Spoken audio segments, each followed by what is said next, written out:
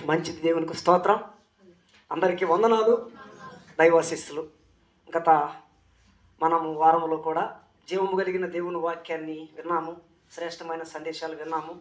ఈ వారంలో కూడా దేవుడు మనతో మాట్లాడడానికి ఆయనకి ఇష్టమై ఉన్నది. దేవునికి స్తోత్రం. కనుక పోయిన క్రిస్మస్ రోజు జనవరి మొదటి రోజు రాత్రి, జనవరి రాత్రి 24వ తారీఖు ఏమంటుందండి 31వ తారీఖున రాత్రి మాట్లాడినటువంటి మాటలు మనం విన్నాము.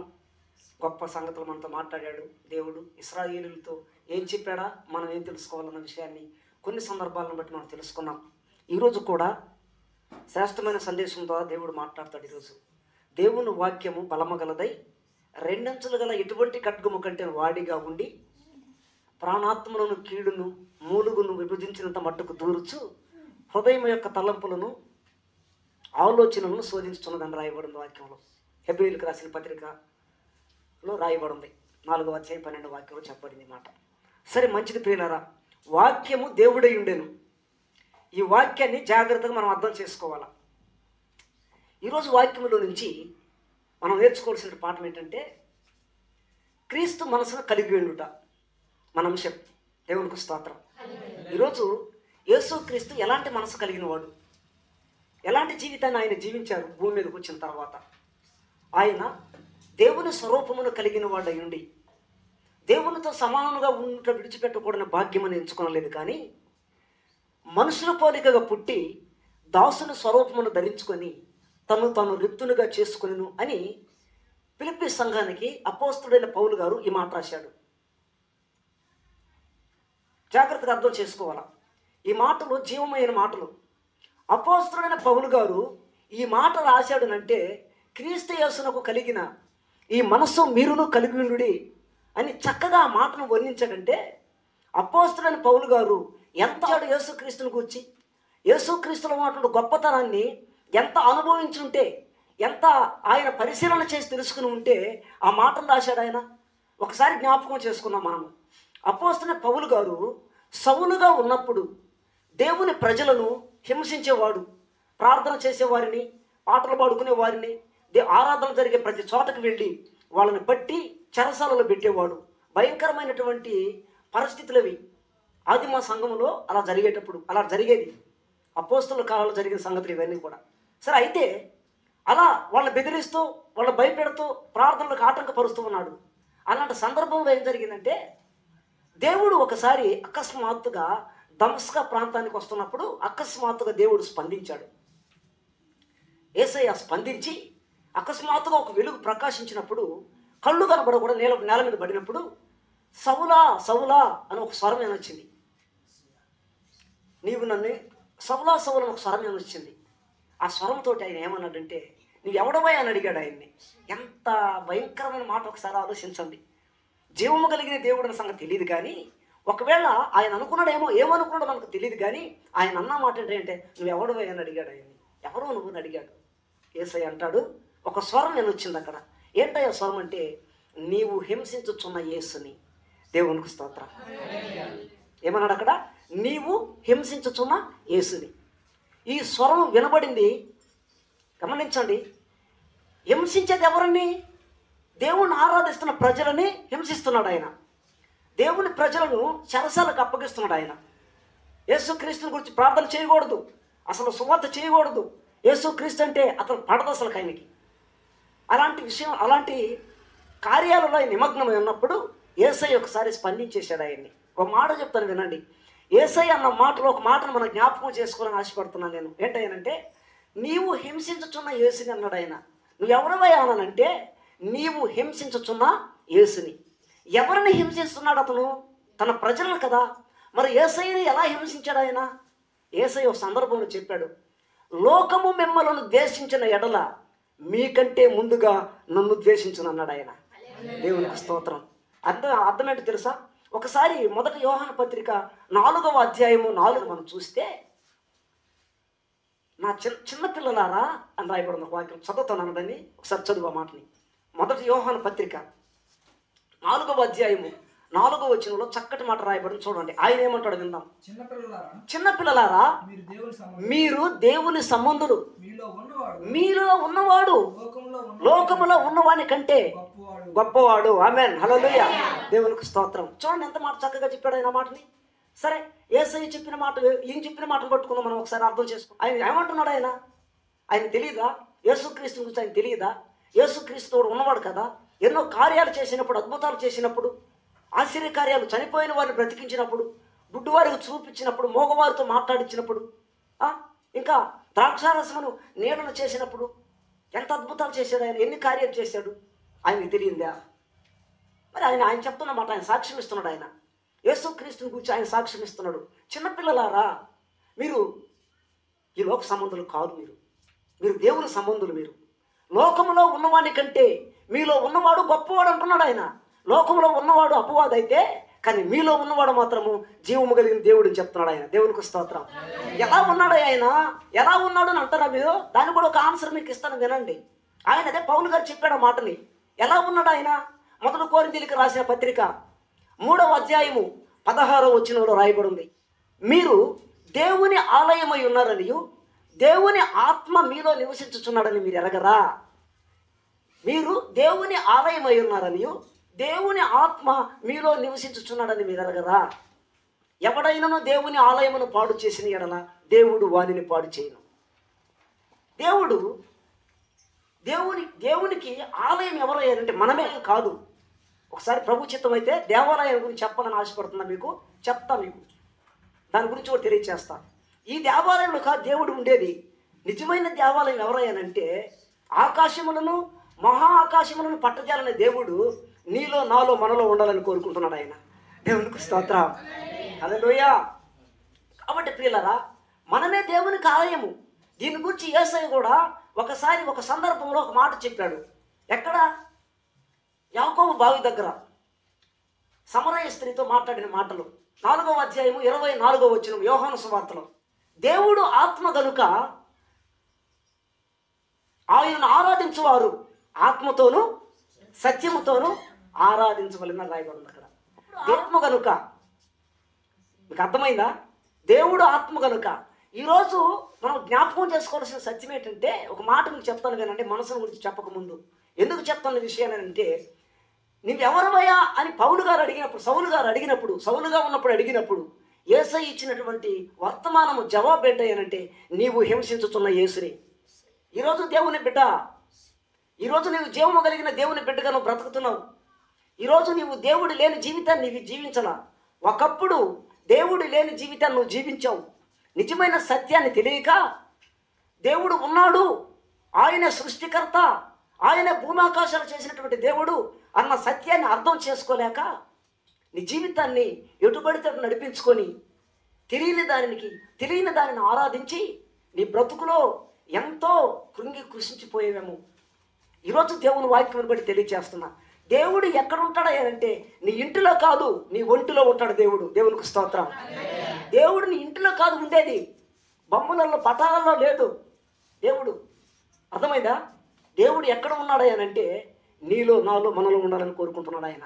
అందుకని ఎలా ఉన్నాడు అంటే ఆయన దేవుడు ఆత్మ గనుక ఆత్మ రూపంలో నీలో, మనలో, మనందరిలో ఉన్నాడు ఆయన. దేవునికి స్తోత్రం. అందుకని హగ్గయ్య హగ్గయ్య పత్రిక 2వ అధ్యాయము 5వ వాక్యంలో అంటాడు, హగ్గయ్య గ్రంథంలో 2వ అధ్యాయము 5వ వచనంలో అంటాడు, నా ఆత్మ మీ మధ్యన ఉన్నది కనుక మీరు భయపడకూడదు అని రాయబడింది అక్కడ. ఏమని చెప్పాడు ఆయన? నేను మీతో కూడా యుగ సమాప్తి వరకు సదాకాలం ఉన్నానని చెప్పాడు ఆయన. ఎలా ఉన్నాడు ఆయన అంటే దేవుడు ఆత్మ గనుక ఆయన మనలో, నీలో, నాలో, మనలో ఉంటాడు ఆయన. దేవునికి స్తోత్రం, హల్లెలూయా. ఎవరిలో ఉంటాడు ఆయన? మంచి మనసు కలిగిన వారిలో ఉంటాడు. అది గుర్తుపెట్టుకోండి. ఇంకోటి, అలా అని చెప్పేసి అందరిలో ఉన్నాడా? అందరిలో ఉన్నాడు ఆయన. ఎవరు ఆయనకి స్థలం ఇస్తారా? ఎవరు ఆయన్ని చేర్చుకుంటారా? ఎవరు ఆయన మాట ప్రకారం నడుచుకుంటారా? వాళ్ళ దగ్గర మాత్రమే యేసయ్య ఉంటాడు. దేవునికి స్తోత్రం. కాబట్టి ప్రియులారా, పౌలు హింసించేది దేవుని ప్రజలను కాబట్టి దేవుడు ఆ సాక్ష్యం ఇచ్చాడు, నీవు హింసించుతున్న యేసుని అన్నాడు ఆయన.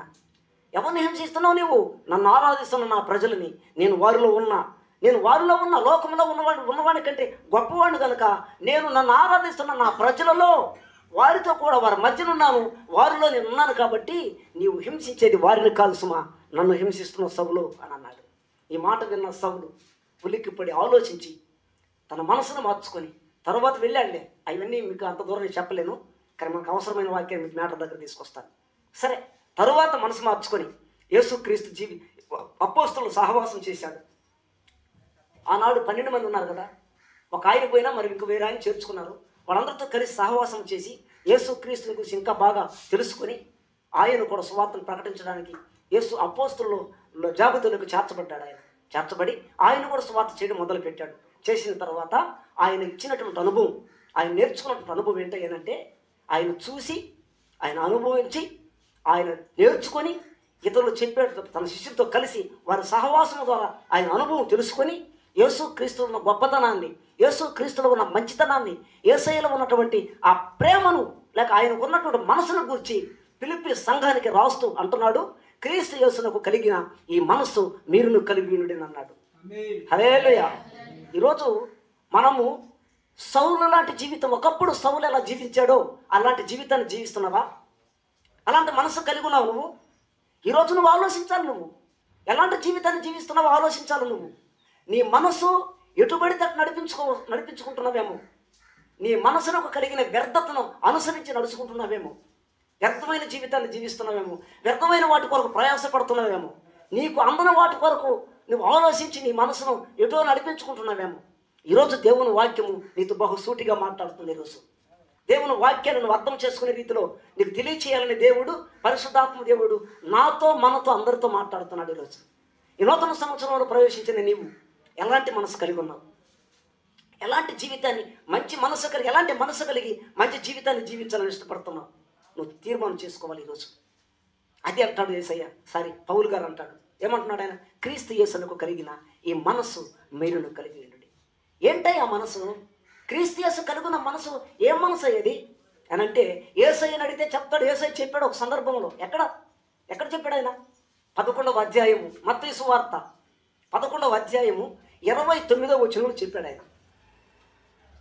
నేను సాత్వికుడును దీన మనసు గలవాడును. ఆమేన్, హల్లెలూయా. ఏ మనసు అంట యేసయ్యకి? నేను సాత్వికుడును దీన మనసు గలవాడును నేను అన్నాడు ఆయన. శ్రేష్టమైన మనసు అండి యేసయ్యకి. ఆయన అగ్ని స్వరూపం కలిగిన దేవుడు ఇండు కూడా, ఆయన జీవము కలిగిన దేవుడు ఇండు కూడా, కొదువు లేనటువంటి దేవుడు ఆయన మనుషుల చేతులతో సేవింపబడేవాడు కాడు అని చెప్పింది అపోస్తల కార్యం చెప్తా ఉంది. అంత గొప్ప ఏకైక దేవుడు, భూమి ఆకాశాలు చేసిన సృష్టికర్త. ఆయనకి ఏమైనా కొదువు ఉందా? కొదువు లేదు. అంత గొప్ప దేవుడు తనను తాను తగ్గించుకొని నీ కొరకు, నా కొరకు, మనందరి కొరకు, ప్రపంచంలో ఉన్న ప్రతి మానవుల కొరకు యేసయ్య ఆత్మరూపములో మరియమ్మలోనికి వచ్చి రక్త మాంసాలు ధరించుకొని తనను తాను తగ్గించుకొని ఒక మనుషుడిగా ఈ భూమి మీద పుట్టాడండి ఆయన. దేవునికి స్తోత్రం, హల్లెలూయా. అర్థమైందా? యేసయ్య వర్తమానాల ద్వారా, దేవదూతల ద్వారా ప్రవచనాలు వచ్చాయి. మరియమ్మతో మాట్లాడాడు దేవదూత, గాబ్రియేలు దేవదూత. యోసేపు గారితో మాట్లాడాడు దేవదూత. ముందుగానే నామకరణం చేయబడిందని పేరు కూడా, నీవు కుమారుడు కంటావు, ఆయనకి యేసుని పేరు పెడతామని చెప్పేశాడు. ఈయనకు కూడా అదే మాట చెప్పాడు ఆయన. ముందుగానే ఎవరు సమీపింపరాని తేజస్సు ఉన్నటువంటి ఆ మహా గొప్ప దేవుడు యేసుక్రీస్తుగా రావడానికి కారణం ఏంటయ్యానంటే, ఆయన రావడానికి కారణం ఏంటయ్యానంటే, మనము కూడా రక్త మాంసాలు ఉన్నామని, శాప పాపములతో నిమగ్నం అయిపోయామని, మనిషి యొక్క హృదయంలో, ఆలోచనలో, తలంపులలో చెడ్డవైపోయావని, వాటన్నిటి నుంచి మనల్ని రక్షించి తన మార్గంలో నడిపించి తన రాజ్యం, తన ఎదుట మనలను నిర్దోషులుగాను, పవిత్రులుగాను, పరిశుద్ధులుగా నిలవబెట్టుకోవడానికి, తన మహిమకు కీర్తి తెచ్చేటువంటి ప్రజలుగా ఉండడానికి, పరిశుద్ధ జనముగా చేయడానికి, దేవుడు తన సొత్తైన ప్రజలుగా మనల్ని చేసుకోవడానికి ఆ గొప్ప మహాదేవుడు, ఆ జీవము కలిగిన దేవుడు, అగ్ని స్వరూపం కలిగినటువంటి దేవుడు ముందుగానే తెలియచేసి, ఆయన చాటుగా రాలేదండి, ముందుగానే వర్తమానం పంపాడు ఆయన. ముందుగానే వర్తమానం పంపాడు ఆయన, తెలియచేసి వచ్చాడండి. అందుకని ఈయన ఎవరయ్యానంటే చరిత్ర కలిగిన దేవుడు. స్తోత్రం, హల్లెలూయా. అర్థమైందా? ముందుగానే తెలియచేసి మరియమ్మ మనసు ఒప్పించుకొని, మరియమ్మ భయపడినప్పుడు మరియమ్మ మనసు ఒప్పించుకొని తనను తాను దేవుడయుడు కూడా తనను తాను తగ్గించుకొని ఈ భూమిలో పుట్టడానికైనా మరియమ్మలోనికి వచ్చాడు ఆయన. ఆత్మరూపములు పరిశుద్ధాత్మ రూపములు మరియములకు వచ్చి మరియములు రక్త మాంసములను ధరించుకొని నీలాగా నాలాగా మనలాగా పుట్టాడండి ఆయన. దేవునికి స్తోత్రం, హల్లెలూయా. అర్థమైందా? మీకు అర్థమైందా? దేవుడు ఎంత గొప్ప దేవుడు అండి ఆయన. ఎంత మనసు ఉందండి ఆయనకి. మీరు ఎంత అంటే మనం ఏం చేయగలం? మీరు అసలు నాకు అవసరం అంటే మనం ఏం చేయగలం? అయితే దేవుడు భూమి మీదకి రావడానికి కారణం ఏంటి అంటే, దేవుడు తన ప్రణాళికలోను తన తలంపులలోను తన ఆలోచనలో జగత్తు పునాది వేయబడక ముందే ఆయన స్తుతించాలని, గణపరచాలని, ఆయన మహిమకు కీర్తి తేవాలని దేవుడు ముందుగానే మనల్ని ఏర్పరచుకున్నాడు క్రీస్తులో. హల్లెలూయా. ముందుగానే దేవుడు ఏర్పరచుకున్నాడు కాబట్టి మరి దేవుడు ఈరోజు అనుకోవాకండి, 2024 సంవత్సరాల క్రితం యేసయ్య ఈ భూమి మీదకి వచ్చారు ఆయన. స్తోత్రం. అంత గొప్ప దేవుడు అండి. ఎంత మనసు దేవుడు, అంత గొప్ప దేవుడు భూమి మీదకి వచ్చాడు. దీని గురించి చాలా కొంతమంది అంటూ ఉంటారు, రకరకాలుగా అంటూ ఉంటారు. నేను అంటాను, ఆయన గురించి ఒక మాట, మంచి ప్రవచనం ఒకటి చెప్పబడింది. ఎక్కడ ఏంటంటే గలతీలకు రాసిన పత్రికలో పౌలు గారు చెప్తాడు, 4:4 చెప్తాడు, కాలము సంపూర్ణమైనప్పుడు దేవుడు తన కుమారుని పంపాను, ఆయన స్త్రీ యందు పుట్టి మనము దత్తపుత్రులము కావాలనని ధర్మశాస్త్రమునకు లోబడిన వాడయ్యాను. ఏ ధర్మశాస్త్రం అయితే ప్రజల మీద ప్రభుత్వం చేస్తుందో, ఏ ధర్మశాస్త్రం అయితే మరి ఆజ్ఞను హేతువు చేసుకుని పాపము చేయిస్తుందో, దాని ముళ్ళు విరవడానికి, దానిని జయించడానికి యేసయ్య నీ కోసం నా కోసం ఈ భూమి మీద అడుగు పెట్టడానికి వచ్చాడు ఆయన. అదే వాక్య ప్రవచనం అక్కడ నెరవేరింది. ఆ దినమున ఆదిలో చెప్పిన మాట, నీ సంతానానికి స్త్రీ సంతానానికి వైరము కలగజేస్తా. ఆ స్త్రీయే ఈరోజు ఆ రోజు ఎన్నుకోబడింది. ఆమె సంతానం చూచాడు. ఆమె సంతానం నుంచి ఎందుకు రావాలి అని అంటే, హెబ్రీయులకు రాసిన పత్రిక 2వ అధ్యాయము 14-15 చదువుకుంటే అక్కడ రాయబడి ఉంది. ఏం రాయబడిందో తెలుసు అక్కడ? ఆ పిల్లలు రక్త మాంసము గలవారై ఉన్నందున ఆ ప్రకారమే మరణము యొక్క బలము గలవారిని, అనగా అపవాదిని మరణము ద్వారా నశింపజేయుటకును, జీవిత కాలమంతయు మరణ భయం చేత లోబడిన వారిని విడిపించుటకును ఆయన కూడా రక్త మాంసములలో పాలువాడైన రాయబడిన వాక్యంలో. ఆమేన్, హల్లెలూయా. మీకు అర్థమవుతుంది వాక్యం? మౌనంగా నిద్రపోతారా? జాగ్రత్త, వాక్యం అని అర్థం చేసుకోండి. అంత గొప్ప మాటలు వింటున్నాం ఈరోజు. దేవునికి స్తోత్రం ప్రియులారా. అంత గొప్ప మహాదేవుడు ఈ భూమి మీదకి వచ్చాడు. రక్త మాంసములు గలవారై ఉన్నందున ఆయన కూడా రక్త మాంసములో పాలువాడాడు. అందుకని పౌలు అంటున్నాడు, ఫిలిప్పీ సంఘానికి చెప్తూ అంటున్నాడు ఆయన, క్రీస్తు యేసునకు కలిగిన ఈ మనసు మీరు కలిగి ఉండండి. నేను ఒకప్పుడు ఇలాంటి మనసు నాకు లేదు, ఇలాంటి జీవితాన్ని నేను జీవించలా. ఒకప్పుడు యేసుక్రీస్తుకి వ్యతిరేకం నేను, ఆయన ఎవరో నాకు తెలియని జీవితాన్ని జీవించా.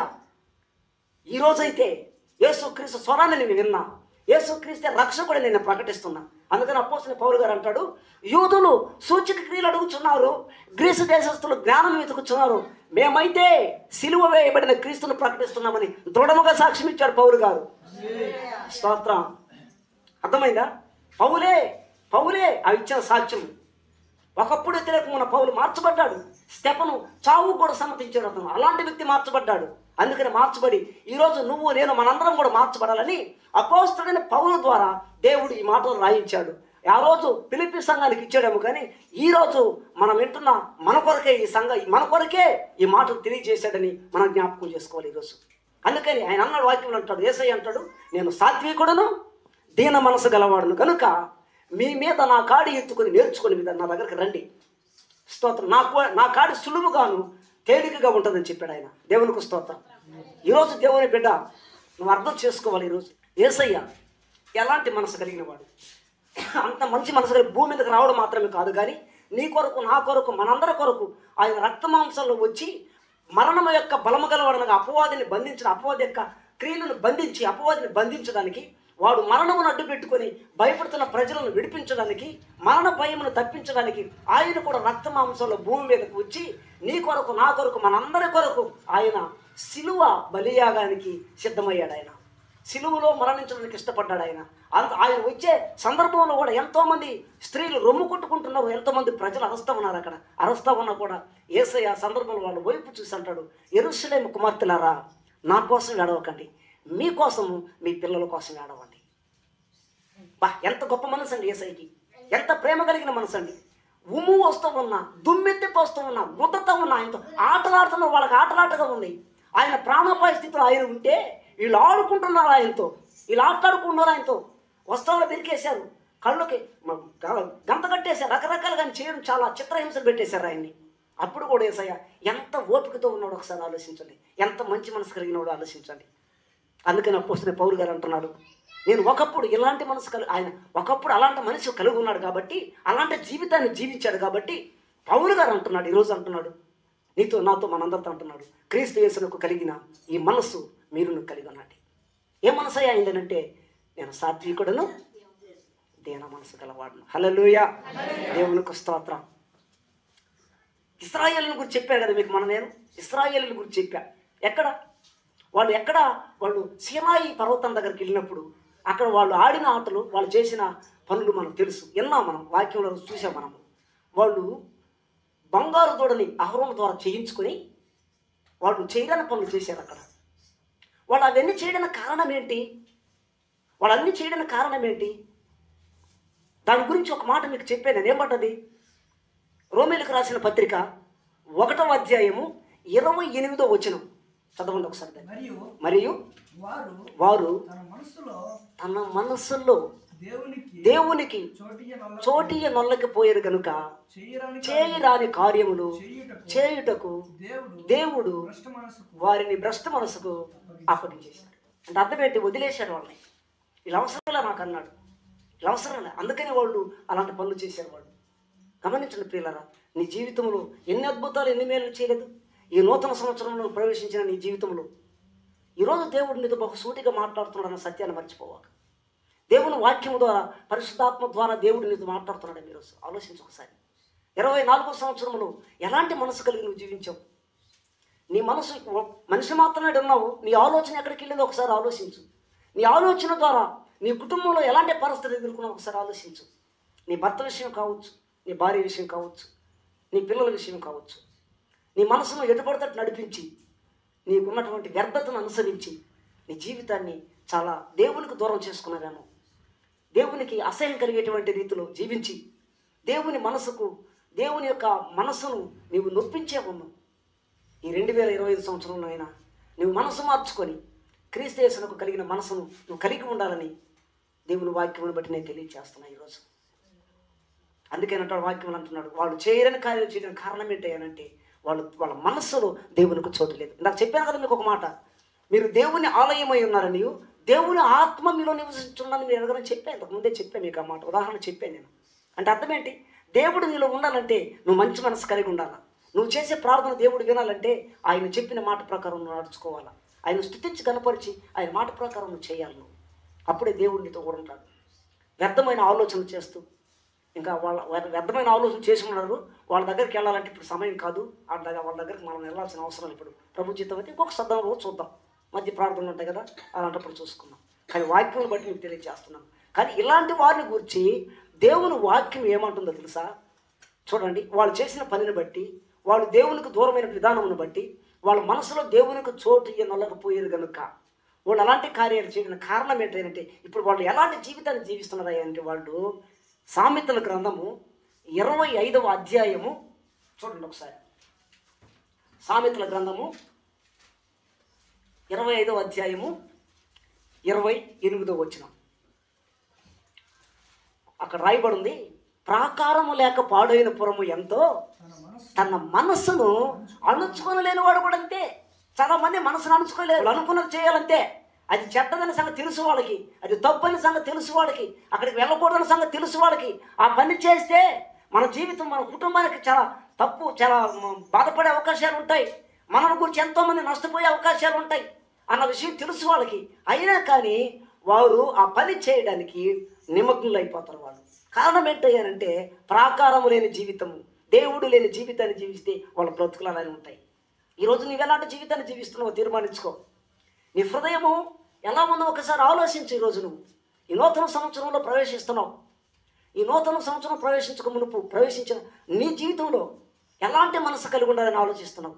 నిజంగా యేసుక్రీస్తు మనసును కలిగి ఉంటే, ఆయన సాత్వికమైన మనసును కలిగి ఉంటే, ఆ మంచి వ్యక్తిత్వం కలిగిన మంచి మనసును కలిగి ఉంటే నీ కుటుంబం ఆశీర్వదించబడుతుంది, నీ వెళ్ళే మార్గము దీవించబడుతుంది. ఎందుకంటే నీ దేవుడైన యెహోవా నీకు తోడై ఉంటాడు.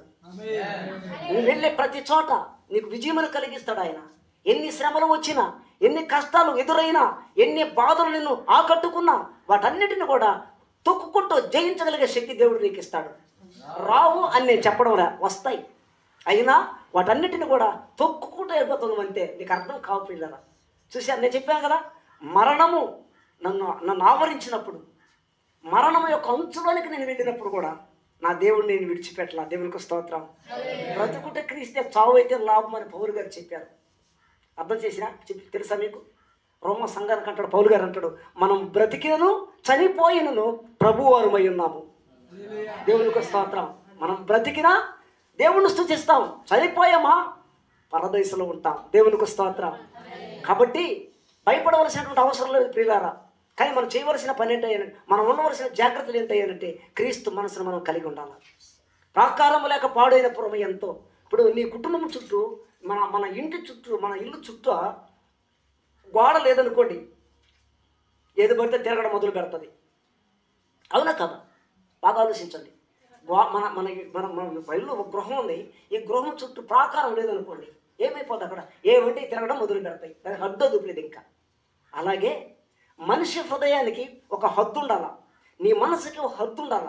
ఆ హద్దు ఏంటంటే జీవము కలిగిన దేవుని వాక్యమే. ఆ వాక్యం నీలో ఉంటే జాగ్రత్తగా నడుచుకుంటావు. నువ్వు వాక్యం చెప్పాడు ఆయన, ఆ వాక్యం నీలో ఉండాలా. అదే దేవుడు నిన్ను కోరుకునేది. ప్రాకారం లేక పాడైన పురం ఎంతో, తన మనస్సును అణుచుకొనలేనివాడు కూడా అంతే. చాలామంది దేవునికి వ్యతిరేకమై, దేవునికి దూరమై పిల్లరా తన మనసును అణుచుకోలేక నరకానికి పాత్రులైపోయారు. చాలా భయంకరమైనటువంటి జీవితాన్ని జీవించారు.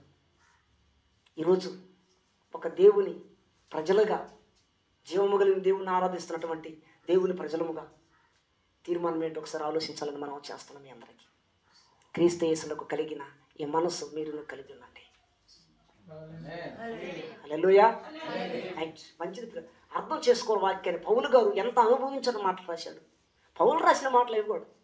సొలొమోను రాజు మాత్రం ఆ మాట చెప్పాడు, ప్రాకారం లేక పాడైన పురము ఎంతో, తన మనస్సును అణుచుకొని లేనివాడంతే. ఈరోజు నీ మనసును సరిచేసుకోవాలి నువ్వు. ఈరోజు నీ ఆలోచన తలంపులని సరిచేసుకోవాలి. నీవు నీ జీవితం నిలబెట్టుకోవాలనంటే, నీ కుటుంబంలో నీవు ఒక విలువైన వ్యక్తిగా కనపడాలనంటే, నిన్ను ఇతరులను కూడా నిన్ను ప్రేమించగలిగే రీతిలో ఉండాలనంటే, ఇతరులకు ఒక మాదిరికరమైన జీవితాన్ని నువ్వు జీవించాలనంటే, ఈరోజు నీ తలంపులు, నీ ఆలోచనలు, నీ మనసుని సరిచేసుకోవాలి నువ్వు. ఈరోజు అలా నువ్వు సరి చేసుకోలేకపోయావనుకో ఏమైపోద్దో తెలుసా? జీవితము ప్రాకారం లేనిదిగా అయిపోద్ది. ప్రాకారం లేనటువంటి జీవితాన్ని జీవిస్తాం మనం. జ్ఞాపకం చేసుకోవాలని మనం చేస్తున్నాం ప్రియులారా. నేను ఎక్కువగా కొద్ది మాటలే చెప్తున్నా, మీకు అర్థం చేసుకోండి. క్లుప్తంగా కొద్దిగా తీసుకొస్తున్నాను, అది మీకు అర్థమవుతుందని. కాబట్టి ఈరోజు నీ మనస్సు ఎలాంటి మనస్సు? నీ భర్త ఎడల నీకున్న మనసు ఎలా ఉంది? నీ భార్య ఎడల నీ మనసు ఎలా ఉంది? నువ్వు ఇక్కడుండే నీ మనసు ఇంకొక దగ్గర ఉందేమో ఒకసారి ఆలోచించు. అర్థమైందా? ఇంకొక దగ్గర ఉందేమో ఆలోచించు. ఒక అమ్మ, ఒక దైవజన్ ఒక సంఘంలో ఒక అమ్మ, ఒక స్త్రీ ఉన్నది. ఎంతమంది స్త్రీలు ఉన్నారు? ఒక తల్లి ఏం చేసిందంటే మందిరానికి వచ్చి కూర్చుందట. నాకు ఎవరో చెప్పారో విన్నా ఆ మాట, నేను నాకు తెలిసి కాదు, ఎవరో చెప్పారు, నాకు గుర్తుంది. మందిరంలో వచ్చి కూర్చుంటే ఆరాధన జరుగుతూ ఉందంటే దేవుని వాక్యం చెప్తాం, దైవజనులు వాక్యం చెప్తా ఉన్నారు, పాస్టర్ గారు బోధిస్తున్నారు, వాక్యం బోధిస్తూ ఉన్నారు. ఆ వాక్యం బోధించేటప్పుడు ఈమె ఏం చేసిందంటే ఆయన చూస్తూ ఆమె ఆలోచిస్తూ ఉందంట.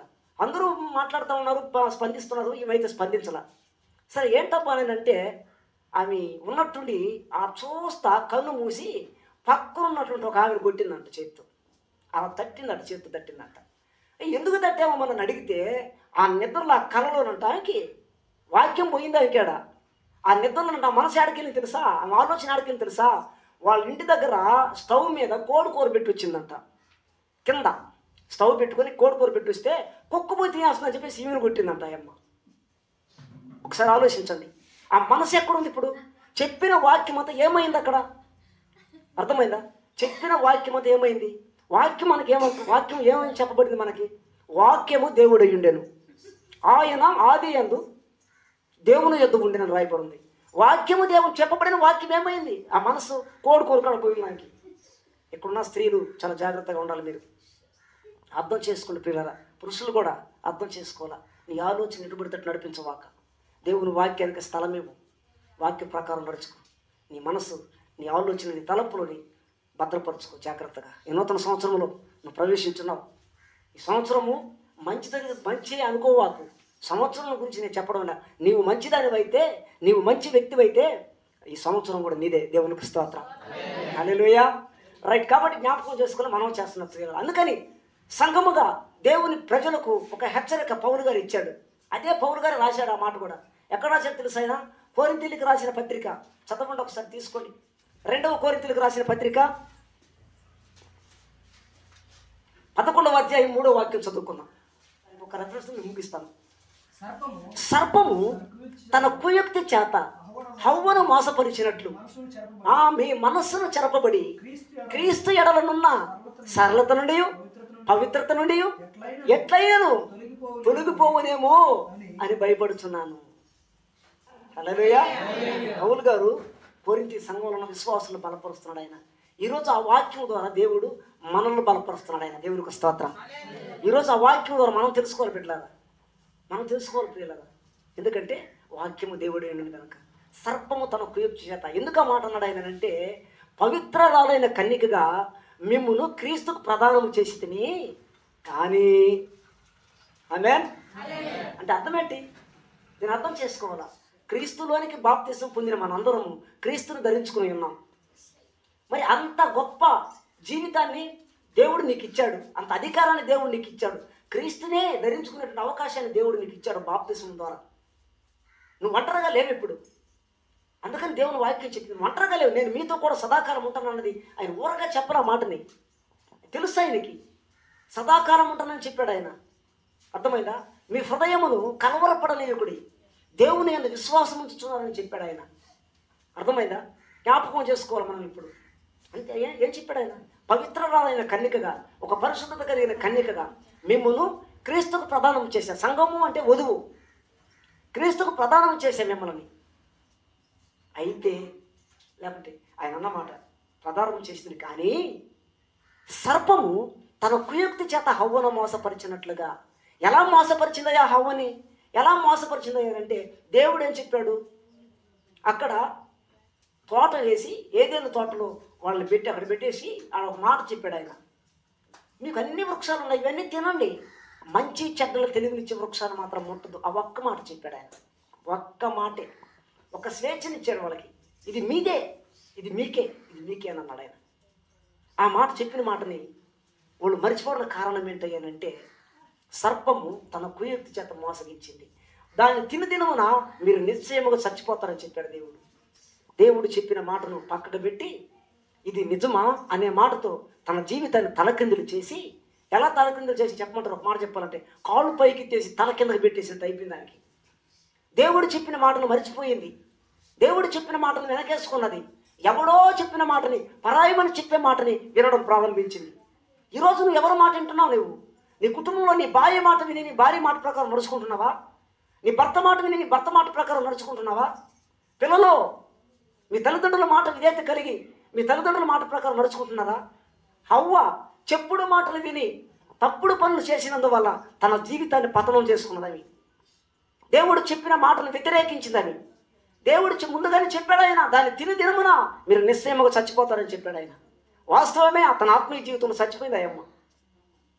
తన భర్త కూడా పెట్టేసింది తీసుకెళ్ళి. ఏం చెప్పాడు వాడు వచ్చి? అపవాదు చేసి చెప్పాడు అక్కడ. ఇది నిజమా? ఈ తోట చెట్లలో దేని ఫలములైనను మీరు తినకూడదని దేవుడు చెప్పాడయ్యా. మీరు చావనే చావరు, వాటిని కానీ మీరు తింటే దేవతలు అయిపోతారని చెప్పాడు. దేవతలు అయిపోతారు, మీరు దేవతలు అయిపోతారన్న మాటకు ఆ అమ్మకి, ఓ అమ్మ దేవుడి కంటే గొప్పదని అయిపోతాను అనుకున్నదేమో మనకు తెలియదు. ఇంకంతే కదా మనం అనుకోవాల్సింది. గమనించండి ప్రియులారా, ఎంత భయంకరమైన పాపం చేయించాడు అక్కడ అపవాది. ఎందుకు చేయించాడనంటే వాడు మాటకు లోబడ్డాడు.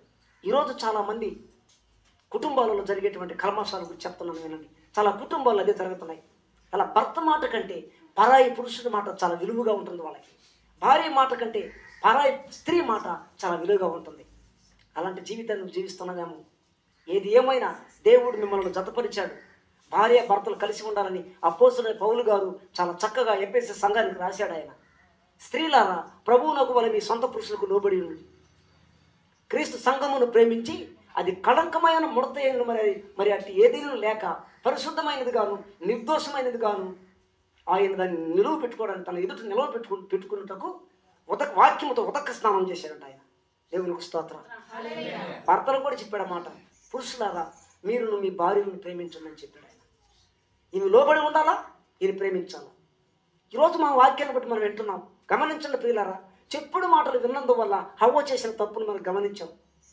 పవిత్రమైన జీవితాన్ని నీకు ఇచ్చాడు దేవుడు. ఈరోజు ఓ పవిత్రమైన బాప్తిస్మం ద్వారా నువ్వు దేవుని జీవగ్రంథంలో నీ పేరు రాయబడింది. దేవుని చేత అభిషేకించబడిన వ్యక్తివి నీవు. దేవుని చేత ఏర్పరచబడినటువంటి వంశంలో చేర్చబడ్డావు నీవు. పరిశుద్ధ జనముగా చేర్చబడ్డావు నీవు. నువ్వు పరాయి దేశానికి సంబంధించిన దానివి కాదు. ఒక్కడే దేవునికి కలిగినటువంటి వ్యక్తివి నీవు. ఒక్కటే రాజ్యానికి చేరవలసినటువంటి బిడ్డవు నీవు. అక్కడ ఉన్నటువంటి పరిశుద్ధుల సహవాసంలో కలిగి ఉండవలసినటువంటి జీవితాన్ని దేవుడు నీకు ఇచ్చాడు. మరి నువ్వు ఎలాంటి జీవితాన్ని జీవిస్తున్నావు? నువ్వు ఎవరి మాటకు లోబడుతున్నావు? నువ్వు నీ భర్త కంటే, నీ భార్య కంటే పరాయి వాళ్ళ మాట ఎక్కువగా ఉందేమో. నీ తల్లిదండ్రుల కంటే పరాయి వాళ్ళ మాట విని కుటుంబాల్లో అనుకూలాలు చేసుకుంటున్నారేమో. ఈరోజు దేవుని వాక్యం చేత హెచ్చరిస్తున్నాను నేను ఈరోజు మిమ్మల్ని. అందుకే వాక్యంలో అపోస్తలుడైన పౌలు గారు మాట్లాడుతున్నారు, కొరింథీ సంఘములో ఉన్న విశ్వాసాన్ని బలపరచడానికి. ఒకవేళ అలాంటి కల్మషాలు, అలాంటి వ్యతిరేకతలు అక్కడ సంఘములో వారి కుటుంబాల్లో ఉన్నాయేమో. అందుకని పౌలు గారు వాళ్ళని హెచ్చరిస్తున్నాడు. ఆయన సర్పము తన కుయుక్తి చేత హవ్వను మోసపరిచినట్లు మిమ్మల్ని అయితే నేను ప్రదానం చేశా, దేవునికి అప్పగించా. ఈరోజు కూడా చేసాం, మనం ప్రదానం చేశాం. దేవునికి స్తోత్రం. అర్థమైందా? ఈరోజు కూడా బాప్తిస్మం ప్రదానం చేశాం. మనము దేవునికి అప్పగించా మిమ్మల్ని. సర్పము అంటే అపవాది ఏ రూపంలో మోసగిస్తాడు నిన్ను. మనిషి రూపంలో మోసగించవచ్చు, తలంపుల రూపంలో మోసగించవచ్చు, నీ ఆలోచన రూపంలో మోసగించవచ్చు, నువ్వు వెళ్ళే పనిలో మోసగించవచ్చు, నువ్వు వెళ్ళే మార్గంలో నిన్ను మోసగించవచ్చు, నువ్వు చేసే పనులు నిన్ను మోసగించచ్చాము. జాగ్రత్త. ఏది మంచిదో ఏది చెడ్డదో నీకు తెలియదా? అర్థం చేసుకోవాలి. నువ్వు ఈరోజు నువ్వు మంచి జీవితాన్ని జీవించాలని దేవుడు కోరుకుంటున్నాడు. నిన్ను ఒక విలువైన వ్యక్తిగా నువ్వు ఉండాలని దేవుడు కోరుకుంటున్నాడు. సర్పము తన కుయుక్తి చేత హవ్వను మోసపరిచినట్లు మీ మనస్సును చెరిపేసి మీ జీవితాన్ని పాడు చేసి దేవునిలో ఉన్న జీవములో నుండి మరణంలోనికి తీసుకెళ్తాడేమో. నువ్వు మరణంలో నశించుట దేవునికి ఇష్టం లేదు. అందుకని నువ్వు జీవములో అడుగు పెట్టినటువంటి జీవితాన్ని జీవించాలని ఈరోజు దేవుని వాక్యము ద్వారా నేను హెచ్చరిస్తున్నాడు. ఈరోజు ఎలాంటి మనసు కలిగి ఉన్నావు నువ్వు? ఇప్పటి వరకు నీ బ్రతుకులో కావచ్చు, నీ జీవితంలో కావచ్చు, నీ తలంపుల ఆలోచనలో కావచ్చు, అలాంటి మనసు, చెడు మనసు నీకు ఉన్నట్లయితే ఈరోజైనా నువ్వు మనసును మార్చుకోవాలి. ఈరోజు నీ మనసును మార్చుకొని దేవుని దగ్గర క్షమాపణ అడుగు. ప్రభువా నన్ను క్షమించిన ఆయన, ఎవరో నీ వాక్యానికి లోబడకుండా, నీ మాట ప్రకారం నడవకుండా, ఎవరో చెప్పిన మాటలు విని నా జీవితాన్ని పాడు చేసుకున్నాను, నా కుటుంబాన్ని పాడు చేసుకున్నాను. ప్రభువా నా బిడ్డలు దేశదిమ్మరులు అయిపోయారయ్యా, నా బిడ్డలు నా మాట వినడం లేదయ్యా, నా భర్త నా మాట వినడం లేదయ్యా, అయ్యో నా భార్య నా మాట వినడం లేదయ్యా. ప్రార్థన చేయి. ఖచ్చితంగా దేవుడు ఈ రోజైనా నువ్వు మనసు మార్చుకోగలిగితే, ఈ రోజైనా నీ జీవితాన్ని నువ్వు మార్చుకోగలిగితే, ఈ రోజైనా దేవుని వాక్యానికి లోబడి నీ బ్రతుకును నువ్వు మార్చుకోవాలని నువ్వు ఇష్టపడితే, ఆ జీవము కలిగిన దేవుడు అంటున్నాడు, ఆయన నా యొద్దకు వచ్చు వారిని నేను ఎంత మాత్రము త్రోసివేయను. Praise the Lord. హల్లెలూయా. ఈరోజు దేవుని వాక్యము చేత దేవుడు నీతో మాట్లాడుతున్నాడు. ఈరోజు నాతో మాట్లాడుతున్నాడు, మనతో మాట్లాడుతున్నాడు. ఆయన లేని చోటు లేదు ప్రియులరా. అంత గొప్ప దేవుడు ఆయన. అర్థమైందా? మన కుటుంబాలు ఎలా ఉన్నాయి, మన సంఘము ఎలా ఉంది? సంఘమే కుటుంబము. ఈ సంఘములో ఉన్న ఈ సంఘము కుటుంబం అయితే అవి మన కుటుంబాలు అవుతాయి. ఎలాంటి మనసు కలిగి ఉన్నావు? ఈరోజు నువ్వు మంచి మనసు కలిగి జీవించాలని దేవుడు కోరుకుంటున్నాడు. సర్పం మోసగించేసింది హవ్వని, పతనము చేసింది. భార్య భర్తల మధ్య విడాకులు చెంత స్థితిలోకి తీసుకొచ్చేసింది. ఆదాము దేవుని కుమారుడు కాబట్టి హవ్వను దేవుడు చంపేస్తాడని, హవ్వను తన భార్యను కాపాడుకోవడానికి, తన శరీరం కాబట్టి కాపాడుకోవడానికి ఆయన కూడా అందులో పాలు భాగస్తుడయ్యాడు. ఆయన అందును బట్టి ఆమె రక్షణ పొందింది. హల్లెలూయా. కాబట్టి ప్రియులారా జ్ఞాపకం చేసుకోవాలి. మనము పౌలు ద్వారా నేర్చుకుంటున్న ఈ పాటను మనం ఈరోజు పౌలు మాట్లాడిన మాటలు ఇవి. కొరింథీ సంఘంలో విశ్వాసులని హెచ్చరించాడు ఆయన. పవిత్రురాలైన కన్యకగా మిమ్మల్ని క్రీస్తుకు ప్రదానం చేసే నేను అప్పగించాను మిమ్మల్ని నేను. ఇప్పుడు సంఘము ఎవరో తెలుసా? క్రీస్తుకు భార్య. సంఘమునకు శిరసై ఉన్నాడు ఆయన. క్రీస్తే సంఘమునకు శిరసై ఉన్నాడు ఆయన.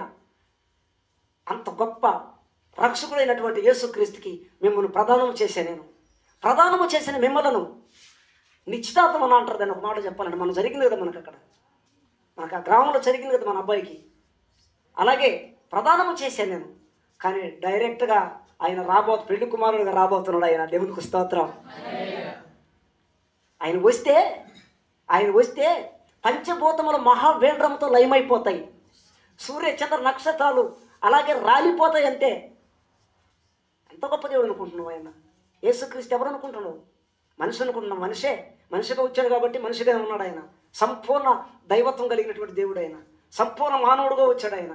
సంపూర్ణ మానవుడుగా వచ్చి నీ కోసం, నా కోసం, మనందరి కోసము సిలువ బలియాగమై చంపబడి ఆయన మరణించి తిరిగి 3వ దినమున తిరిగి లేచినటువంటి ఏకైక దేవుడు మన యేసయ్య. ఆయన గూర్చి మరి రోమా పత్రికలు అంటాడు ఒక మాట, 9వ అధ్యాయము 5వ వచనంలో అనుకుంటాను. ఏం రాయబడి తెలుసు అక్కడ? వాళ్ళే మాట చెప్పాడండి, మంచి మాట రాశాడు అక్కడ. చూడండి, రోమిలకు రాసిన పత్రిక 9వ అధ్యాయము 5వ వాక్యం. పితరులు వీరి వారు శరీరమును బట్టి క్రీస్తు వీరిలో పుట్టెను. ఈయన సర్వాధికారి అయిన దేవుడయ్యుండి నిరంతరము స్తోత్రార్హుడై ఉన్నాడు. చేయదట్టు ఒకసారి. ఎంత గొప్ప దేవుడు అండి ఆయన. పితరులు వీరు వారి శరీరమును బట్టి క్రీస్తు వీరిలో పుట్టెను. ఈయన సర్వాధికారి అయిన దేవుడై ఉండి నిరంతరం స్తోత్రార్హుడై ఉన్నాడు. హల్లెలూయా. ఒక పాట రాశాను నేను. సకల లోకములు నీ పాదముల చెంత సాగిలపడి నిన్ను స్తుతించును. స్తుతికి పాత్రుడా సర్వోన్నతుడా యుగ యుగములు నేలే దేవుడవు నీవు, స్తుతికి యోగ్యుడవు. ప్రభు చిత్తమైతే ఒకసారి పాడుకుందాం ఆ పాటని. హల్లెలూయా. దేవుడు నాకు ఇచ్చిన కీర్తనలు ఉన్నాయి, నేర్చుకుంది కానీ. స్తోత్రం. హల్లెలూయా. కాబట్టి ప్రియులారా, క్రీస్తుకు మిమ్మల్ని ప్రదానము చేసి సర్పము తన కుయుక్తి చేత హవ్వను మోసపరిచినట్లు మిమ్మల్ని మోసపరుస్తాడేమో. జాగ్రత్త. ఎవరి మనసు ఆయన మీద ఆనుకుంటుందో, ఎవరు క్రీస్తుని కలిగిన జీవితాన్ని జీవించాలని ఇష్టపడతారో ఖచ్చితంగా జీవము కలిగిన దేవుడు వారిని, వారి కుటుంబాన్ని, సంఘాన్ని దేవుడు బహుగా ఆశీర్వదిస్తారు ఆయన. ఎందుకంటే నీవు ఆయన మాటకు లోబడుతున్నావు కాబట్టి, ఆయన మాట ప్రకారం నడుచుకుంటున్నావు కాబట్టి. నీవు కలిగి ఉండవలసిన మనసు సాత్వికమైన మనసు అంటున్నాడు ఆయన. మంచి మనసు కలిగి ఉండు, ఓర్చుకో. సహనము కావాలి నీకు, ప్రేమ కావాలి నీకు. సాత్వికులు ధన్యులు, వారు భూలోకమును స్వతంత్రించుకుందరు. హల్లెలూయా. నీ మనసు మంచిదైతే నువ్వు ఎక్కడికి వెళ్ళినా నీకు బంధువులు ఉంటారు. నీ ఏ చోటుకి వెళ్ళినా నోరు మంచి అంటే ఊరు మంచి అని మన పెద్దలు చెప్తూ ఉంటారు. వాళ్ళు చెప్పింది తప్పు కాదు, వాస్తవమే. మన నోరు మంచి కావాలా. మన నోరు మంచి కాకుండా చెడాబడ మాటలు మాట్లాడి చెడాబడ రీతిగా మన జీవితాన్ని జీవిస్తే ఎలా ఉంటుందో ఒకసారి ఆలోచించండి అన్న. ఎలా ఉంటుంది మన పరిస్థితి ఒకసారి ఆలోచించండి. అందుకే నేను అంటాను, మనందరము కూడా యేసయ్య పోలికలు నడుచుకోవాలి. మనం ఆయన అడుగు జాడలో నడవాలి. మనం జ్ఞాపకం చేసుకోవాలి ఆయన్ని. మన కోసం ఎంత పాటుపడ్డాడు ఆయన, ఎంత శ్రమ అనుభవించాడు ఆయన. ఏమి మన సంఘంలో విశ్వాసులు మనలో ఒకరు బలహీనపడి బాధపడుతూ ఉంటే మనము కూడా వాళ్ళ కోసం పాటుపడాలి కదా. వాళ్ళ కొరకు మనం ప్రార్థన చేయాలి, వాళ్ళ దగ్గరికి వెళ్ళి పరామర్శించాలి. మనము వాళ్ళకి మనం మంచి విలువైన మాటలు చెప్పి ధైర్యపరచాలి. వాళ్ళని క్రీస్తులో వాళ్ళని నడిపించాలి. దేవునికి స్తోత్రం. ఈ నూతన సంవత్సరంలో నీ జీవితాన్ని మార్చుకోవాలని ప్రభు పేరట మనవి చేస్తున్నాను నేను. మంచి మనసు కలిగిన జీవితాన్ని జీవించాలి. ఈరోజు క్రీస్తు కలిగినటువంటి జీవితాన్ని కలిగి ఉండాలా. సర్పం మోసగించింది, హవ్వ జీవితాన్ని పాడు చేసుకుంది. మరి నిన్ను ఎవరు మోసగిస్తున్నారో ఒకసారి నిన్ను ఆలోచించు. ఎవరు నిన్ను బయట వాళ్ళు ఎవరు మోసగిస్తున్నారా? ఏ మాటల చేత నీ జీవితాన్ని మోసపోతున్నావా? ఒకసారి ఆలోచించు. దురాత్మలు పనిచేస్తూ ఉన్నాయి. చాలా దురాత్మలు ఎవరి దగ్గరకు వస్తాయి అంటే వాళ్ళ దగ్గరికి వెళ్ళవు. దేవుణ్ణి మనస్ఫూర్తిగా ఆరాధించే వాళ్ళ దగ్గరికి వస్తాయి. వాళ్ళతో అవసరం వాళ్ళ జీవితాన్ని పాడు చేయాలా. వాటి ఆలోచన, వాటి తలంపులవే. కాబట్టి మనందరము కూడా ఒకప్పుడు క్రీస్తుని ఎరగని జీవితాన్ని జీవించాం. ఇప్పుడైతే దేవుని వాక్యం చక్కగా చెప్తుంది. ఎఫెసీయులకు రాసిన పత్రిక 2వ అధ్యాయము 19వ వచనం చెప్తుంది. ఏమంటుంది తెలుసా? మీరిక మీదట పరజనులను పరదేశులనై ఉండక పరిశుద్ధులతో ఏకపట్టణస్థులను దేవుని ఇంటి వారునై ఉన్నారని రాయబడిన వాక్యం. హల్లెలూయా. కాబట్టి మనందరం ఎవరమయ్యానంటే పరజనులము కాదు, పరదేశస్థులము కాదు. మనందరము కూడా ఒకే కుటుంబానికి చెందిన వారమే, ఒక్క దేవుణ్ణి కలిగిన వారమే. ఆమేన్. ఒకే దేశానికి, ఒకే లోకానికి, పరలోకానికి చెందిన వారు మనందరం కూడా. అందుకని పౌలు గారు మంచి మాట చెప్పాడు ఎఫెసీ సంఘానికి. కాబట్టి ఈరోజు జ్ఞాపకం చేసుకుందాం. నీ మనసు ఎటు పడితే అటు నడిపించుకోకూడదు. నీ మనసు వాక్యాన్ని బట్టి నడుచుకో, వాక్య ప్రకారం జీవించు. వాక్యం నీకేం తెలియజేస్తుందో తెలుసుకో. ఈరోజైనా క్రీస్తు నీ జీవితంలోకి ఆహ్వానించు. ఈ నూతన సంవత్సరంలోనైనా నీ మనసు మార్చుకొని, నీ జీవితాన్ని మార్చుకొని, నీ కుటుంబాన్ని క్రమపద్ధతిగా నడిపించు. దేవుని ప్రజలుగా బ్రతకడం నేర్చుకో.